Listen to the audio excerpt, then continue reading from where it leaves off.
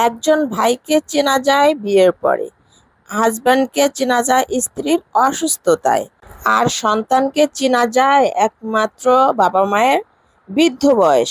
আসসালামু আলাইকুম, সবাইকে ওয়েলকাম করছি আরো একটি ভিডিওতে। কেমন আছেন আপনারা সবাই? আশা করি যে যেখানে আছেন ভালো আছেন, সুস্থ আছেন। আজকের ভিডিওটি আমি একটু অন্যরকম সাজিয়েছি।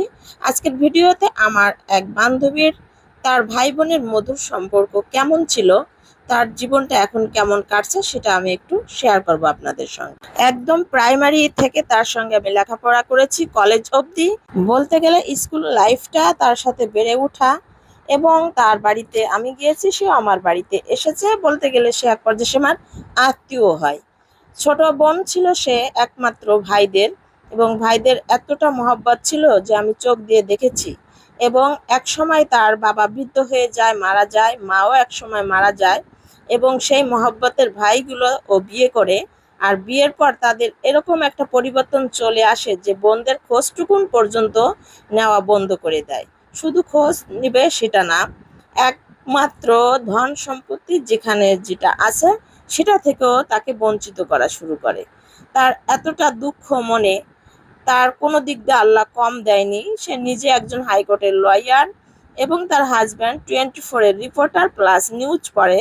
সে দুই ছেলে মেয়ে নিয়ে সে অনেক সুখে আছে, কিন্তু একমাত্র তার কষ্ট বাবার বাড়িতে যেতে পারে না। বাবা মা নেই, বাবা মা না থাকলেও যদি ভাইরা একটু খোঁজ খবর নেয়, ভাইদের কাছে যাওয়া আসা থাকে, তো তাতেও কোনো দুঃখ থাকে না। ধন সম্পত্তি একদম সব নিজের দখলে নিয়ে নিয়েছে, লিখে নিয়েছে, তাতেও তার কোনো দুঃখ নেই। যে ভাইরা যদি একটু খোঁজ খবর নিত, ভাইরা যদি একটু আগের মতো ভালোবাসতো, তো আসলে ভাই বোনের সেই ছোটবেলার মহব্বত, আগের ভালোবাসা, এগুলো কিছুই ভোলা যায় না। সব মেয়েরই একটা দুঃখ মনে একরকম আঁচড়ে দিয়ে যায়, কারণ এগুলো ভোলার মতো নয়। ছোটবেলার ভাই বোন একসাথে ছোট থেকে বেড়ে ওঠা এবং ভাই বোনের ভালো মুহূর্তগুলো, এটা কেউই ভুলে যেতে পারে না।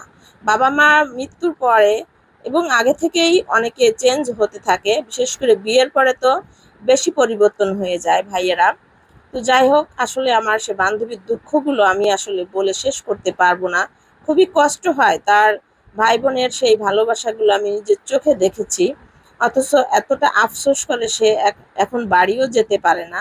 ভাইয়েরা ওরকম ভাবে খোঁজ খবরও নেয় না, দুঃখে যায় না বললে চলে। মাঝে মাঝে দেখি ফেসবুকে অনেক স্ট্যাটাস দেয় যে সবাই বাবার বাড়িতে যায়, ভাইয়ের বাড়িতে যায়, কিন্তু আমার তো কোনো বাড়ি নেই, আমি তো কোথাও যেতে পারি না।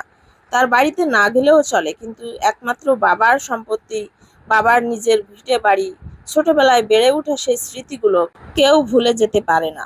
বেশিরভাগই মেয়েদের ভাগ্যটা এমনই হয়। এজন্য আমি ভিডিও শুরুতে বলেছি যে ভাইয়ারা পরিবর্তন হয় বিয়ের পরে। একদমই সত্য কথা। এই বিয়ের আগে ভাই বোনের যে মহব্বতটুকুন থাকে, সেটাও থাকে না। আসলে বেশিরভাগ মেয়েদের জীবনের কষ্টটা এমনই।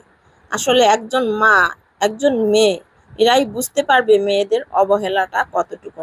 সুপ্রিয় দর্শক, আমার ভিডিওটি যদি আপনাদের ভালো লেগে থাকে তো কমেন্ট শেয়ার করে পাশে থাকবেন।